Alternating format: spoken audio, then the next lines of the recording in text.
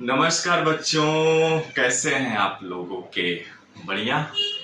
हम भी बढ़िया। ओके, तो चलिए हम लोग पढ़ने वाले हैं अपने लेक्चर्स को आगे बढ़ाते हुए, जो कि सॉल्यूशन चैप्टर पढ़ रहे थे केमिस्ट्री में। ओके, आज लेक्चर नंबर 27 पढ़ेंगे, लेकिन कंसंट्रेशन टर्म्स को पढ़ने से पहले, जो नॉर्मलता है उसको समझने से पहले कुछ टॉपिक्स हमें समझने होंगे। पिछले कक्षाओं में आपने पढ़ा भी होगा, तुल्यांकी भार क्या होता है, ग्राम तुल्यांकी भार क्या होता है, एन फैक्टर क्या होता है या एक्स फैक्टर क्या होता है। ओके, उसी चीज को समझेंगे हम। ओके, तो चलिए, तुल्यांकी भार क्या होता है। सबसे पहले आपने सुना होगा परमाणु भार के बारे में, है ना, या परमाणु द्रव्यमान के बारे में, है ना। किसी तत्व का परमाणु द्रव्यमान या अणु भार यानी मोलर मास जिसको आप कहते हैं, कैसे निकालते हैं।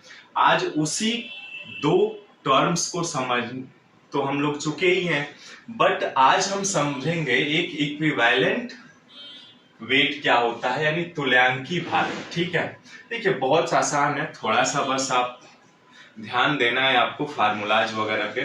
तुल्यांकी भार क्या होता है कि किसी तत्व का तुल्यांकी भार उसके द्रव्यमान भागों की तुल्यांकी भार यानी इक्विवेलेंट वेट, जिसे हम ई से भी निरूपित करते हैं, उसके द्रव्यमान भागों की वह संख्या जो हाइड्रोजन हाइड्रोजन का एटॉमिक मास कितना होता है 1.008 द्रव्यमान भाग, ऑक्सीजन का कितना होता है 8 द्रव्यमान भाग, आप जानते भी हैं कि 8 द्रव्यमान भाग, तथा क्लोरीन क्लोरीन का कितना होता है एटॉमिक मास 35.5 द्रव्यमान भाग से संयुक्त होकर बने होते हैं। ठीक है, यानी तुल्यांकी भार ई बराबर परमाणु भार यानी परमाणु द्रव्यमान जिसको आप कहते हैं, यदि किसी तत्व का निकालते हैं तो, या अणु भार, है ना, यानी अणुओं का निकालते हैं तो अणु भार बटे एन फैक्टर कह लीजिए या एक्स फैक्टर कह लीजिए। बात देखिए, ठीक है।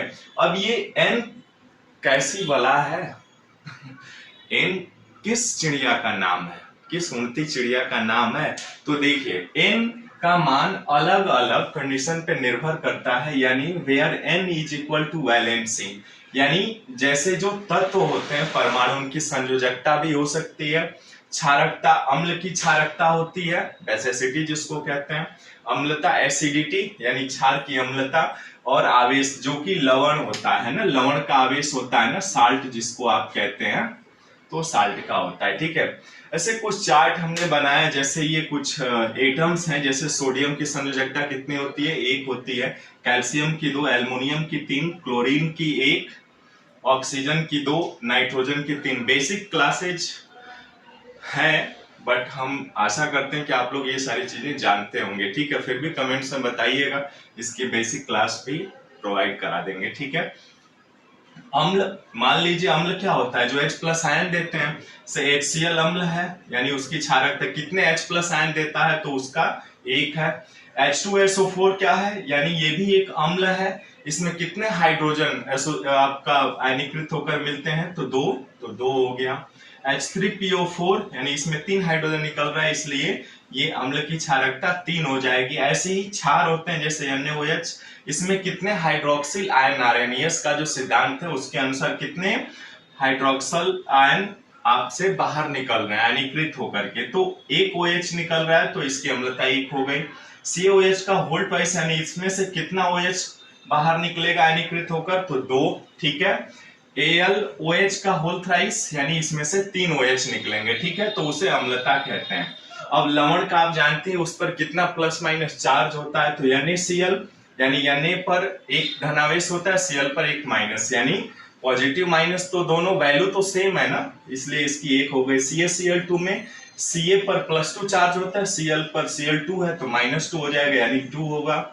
AlCl3 एल्युमिनियम पर 3 है तो 3 होगा। ठीक है, ऐसे ही हम कुछ ये बेसिक चीजें आपके सामने रखें ताकि कॉन्सेप्ट्स आपको समझ में आ जाए। क्लियर दिख रहा है? ओके, तो चलिए इसका स्क्रीनशॉट ले लीजिए यदि लेना है आपको तो। ठीक है, फिर आगे बढ़ते हैं, कुछ सवाल हल कराता हूं आपसे, जैसे तुल्यांकी भार है। ठीक है, मान लीजिए हमारे पास एक एग्जाम्पल नंबर 1 है।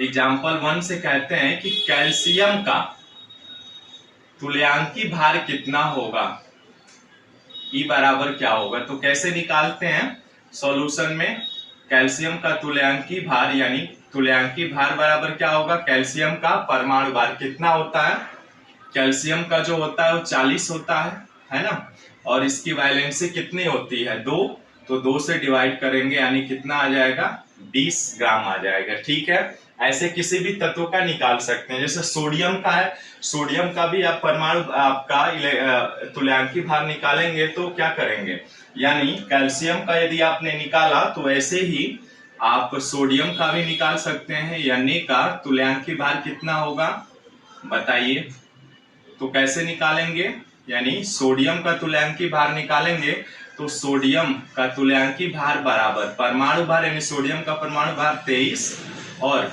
देखिए इसकी संयोजकता कितनी होती है 1, तो यहाँ पे आपका 23 ही आएगा, आंसर हो जाएगा। ठीक है, तो ये तो किसी तत्व का रहा, आप कैसे निकाल सकते हैं। मान लीजिए किसी अम्ल का निकालना है, ठीक है, NaCl का लवण का ही, तो NaCl का तुल्यांकी भार, तो तुल्यांकी भार निकालेंगे तो क्या है, ये NaCl सॉल्ट है ना, ठीक है, तो NaCl का आपका परमाणु ये अणु भार इसका निकाल लेंगे। सोडियम का 23 होता है ना, और क्लोरीन का 35.5 होता है, जोड़ लीजिए और भाग दे दीजिए कितना, इस पर कितना चार्ज होगा तो 1, यानी जोड़ेंगे तो 5 3 8 3 2 5 58.5 आ जाएगा। ठीक है, ऐसे ही आप निकाल सकते हैं CaCl2 का, AlCl3 का, ये होमवर्क में कमेंट्स में जरूर बताइएगा। ठीक है, ऐसे ही हम किसी का निकालते हैं CaOH का होल ट्वाइस, है ना, या आप निकाल सकते हैं H2SO4 का। तो H2SO4 का यदि आप तुल्यांकी भार निकालेंगे तो सबसे पहले तो इनके परमाणु भारों को जोड़ लेंगे, यानी 2 हाइड्रोजन है तो 2 हो जाएगा, 2 एकम 2, और सल्फर आपका 16 है ना। सल्फर का कितना होता है एटॉमिक मास, तो सल्फर का जो एटॉमिक मास होता है 16 दूनी 32, और ऑक्सीजन का 16 चौको 64, और यहाँ पे ये अम्ल है तो कितने हाइड्रोजन विस्थापित होंगे आयनीकृत होकर 2, भाग दे दीजिए, यानी ये आपका 4 2 6 2 8 और 6 3 9, यानी 98/2 यानी 49। ठीक है, ऐसे ही आप निकाल सकते हैं किसी क्षार का, जैसे NaOH का, है ना, NaOH का आप तुल्यांकी भार निकालेंगे तो कितना होगा आपके पास NaOH का, आपका क्या करना पड़ेगा, इनके परमाणु भारों को जोड़ करके अणुभार निकाल सकते हैं, यानी सोडियम का 23 प्लस ऑक्सीजन का 16, हाइड्रोजन का 1, और बटे इसमें से कितने OH आयनीकृत होकर बाहर निकलेंगे तो 1, यानी इसको जोड़ेंगे तो 6 1 7 3 10 के 0 हासिल 1 2 1 3 1 4, यानी 40/1, यानी ये 40 हो गया। ठीक है, तो ऐसे ही आप निकाल सकते हैं तुल्यांकी भारों के। बाकी जितने भी तत्व हैं होमवर्क में क्या रहेगा आपका, calcium, aluminium, chlorine, oxygen, nitrogen, HCl H3CO4, CaOH का होल ट्वाइस, AlOH का होल 3, CaCl2, AlCl3 का, इन सभी का तुल्यांकी भार निकाल करके कमेंट्स में जरूर बताइएगा। और यदि आप चैनल पर नए तो प्लीज हमको सब्सक्राइब, लाइक और शेयर करके आप हमें सपोर्ट कर सकते हैं बच्चों। ओके, और साथ में घंटी का आइकन जरूर दबा लीजिएगा। मिलते हैं फिर नेक्स्ट वीडियो में एक नए कॉन्सेप्ट के साथ। Thank you.